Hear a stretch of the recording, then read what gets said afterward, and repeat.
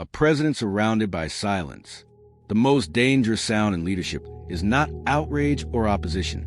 It is silence, the kind that fills a room when no one is willing to speak first, and no one wants to be responsible for what comes next. This story begins in one of those moments. The president was not alone in the Oval Office, yet isolation had never felt heavier. Advisors were present. Institutions stood ready. Authority still existed on paper. But when decisions were needed most, the room went quiet.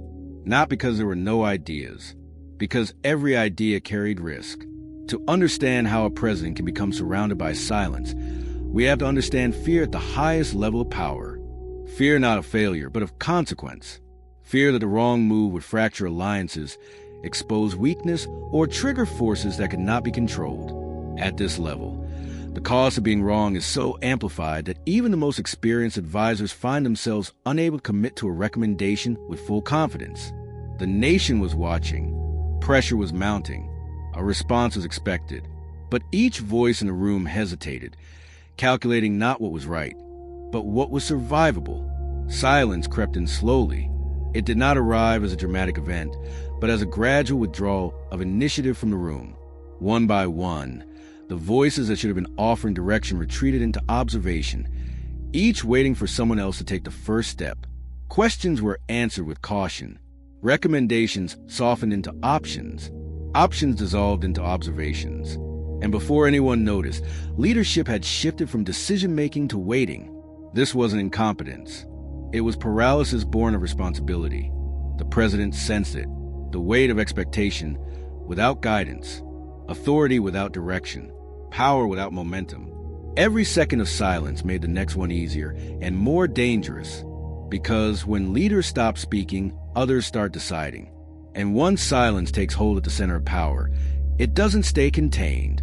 It spreads outward, shaping behavior, encouraging hesitation, and quietly rewriting who leads and who waits. This was the moment when the presidency wasn't challenged.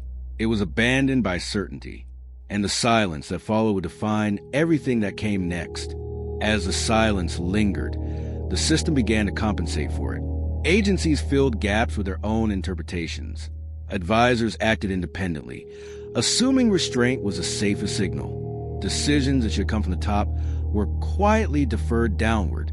This is how silence reshapes power. The president still spoke publicly. Statements were issued, appearances made. But inside, the absence of clear direction created a vacuum. And vacuums do not remain empty for long. Each institution began protecting itself. Risk was avoided. Initiative slowed. No one wanted to be the one who moved first and bore the consequences alone. Inaction became consensus. The silence was not deliberate, but it was contagious.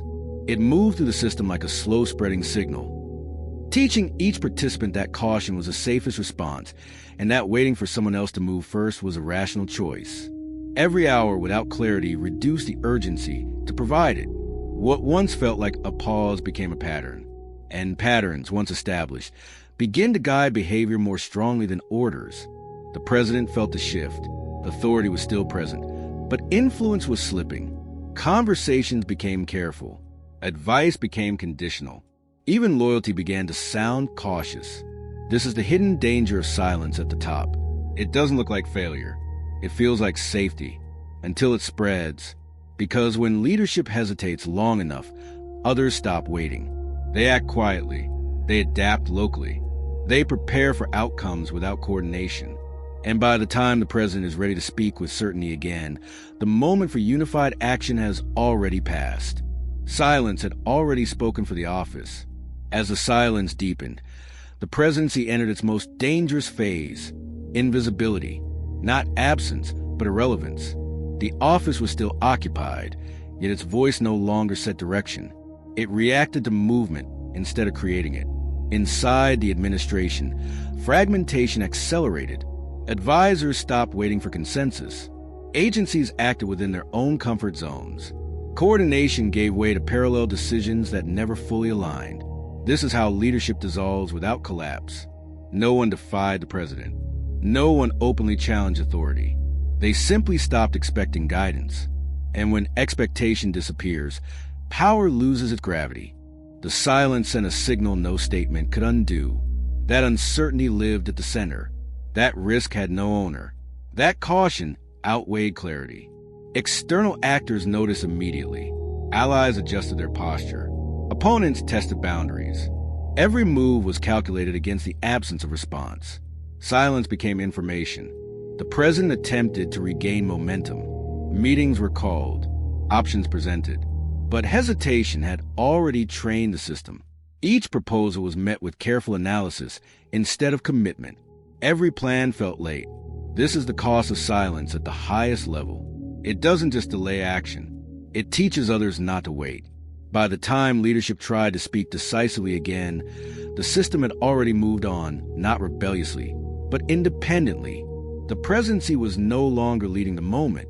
It was chasing it. And chasing a moment that has already moved beyond the reach of central authority is one of the most exhausting and futile positions a presidency can occupy. The energy required to catch up exceeds the energy required to lead, and the gap between the two only widens with time.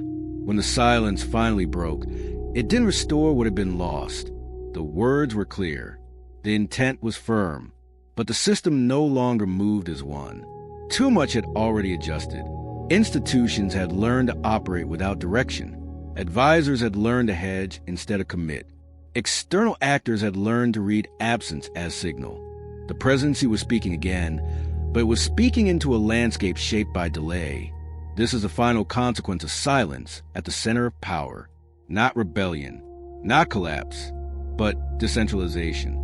The quiet redistribution of initiative away from the center and into the hands of actors who were never intended to set direction, but who filled a vacuum because no one else would. Authority still existed. The office still mattered. But leadership no longer traveled outward automatically. It had to be rebuilt relationship by relationship, decision by decision. And rebuilding belief takes far longer than losing it. The president never intended to lead through silence.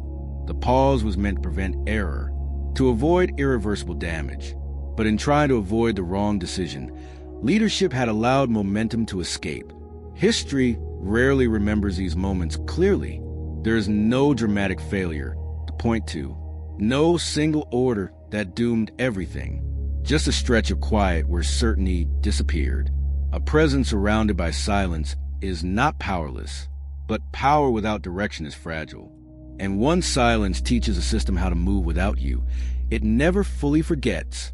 The institutional memory of having operated without central direction becomes a permanent part of how the system evaluates future leadership.